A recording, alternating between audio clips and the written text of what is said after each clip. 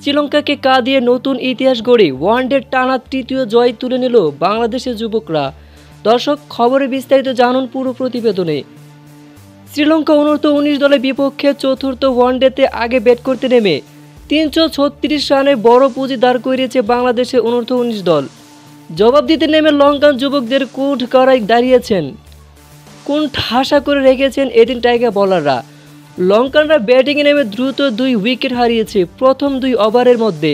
15 ওভারের শেষে 4 উইকেট হারিয়েছে 69 রানে লঙ্কানরা। ক্রিজে টিকে তখন লড়াই চালিয়েছেন একটু বিথামা দিন ছাড়া। তবে দর্শক, শেষ মুহূর্তে শ্রীলঙ্কা লড়াই চালিয়ে গেল তাদের নিয়মিত উইকেট হারিয়ে। শেষ মুহূর্তে টাইগার বোলারদের অবিশ্বাস্য দাপটে গুটিয়ে যায় তারা।